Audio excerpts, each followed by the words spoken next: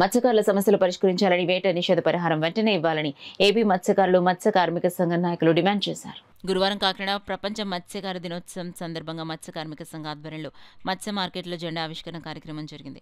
ఈ సందర్భంగా సంఘం జాతీయ కార్యవర్గ సభ్యురాలు సిహెచ్ రమణి, జిల్లా నాయకులు యు సత్యనారాయణలు మాట్లాడుతూ మత్స్యకారుల ఉపాధి ప్రమాదంలో పడిందని, కాలుష్యకారక పరిశ్రమల వల్ల మత్స్య సంపద నాశనం అవుతుందన్నారు.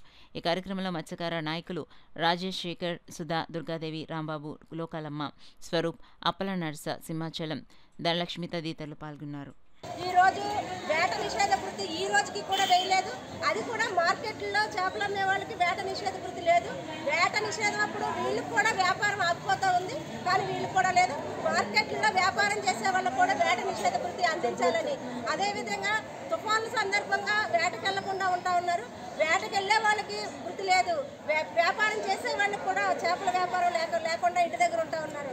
అటువంటి సమయంలో కూడా ప్రభుత్వాలు సహాయం అందించాలి. అదేవిధంగా మార్కెట్లో చాలా సౌకర్యాలు లేవు. ఈరోజు వాళ్ళ చేపలు తెచ్చుకుని నైట్ ఇక్కడ దాచుకుంటుంటే దొంగలు దోచుకునే పరిస్థితి ఉంది. దీనికి ఏంటంటే మున్సిపల్ కార్పొరేషన్ సీసీ కెమెరాలు ఏర్పాటు చేసి వాళ్ళ మార్కెట్లకు రక్షణ కల్పించాలి. అదేవిధంగా మార్కెట్లో కూడా వీళ్ళు వ్యాపారం చేసుకుంటూ ఉంటే ఇంకా కొత్త వాళ్ళని పెట్టండి అంటున్నారు. వీళ్ళు ఉన్న వాళ్ళకే వ్యాపారం లేకుండా ఉంది. పోటీ అనేది ఈరోజు ప్రవేశపెడతా ఉన్నారు. దీన్ని కూడా అరికట్టాలి. అందుకని వీళ్ళందరూ కూడా చేసుకునే వ్యాపారస్తులు ఎవరైతే ఉన్నారో వీళ్ళకి లోన్లు ఇవ్వాలి, ఐస్ బాక్స్లు ఇవ్వాలి, మోటార్ సైకిల్ ఇవ్వాలి.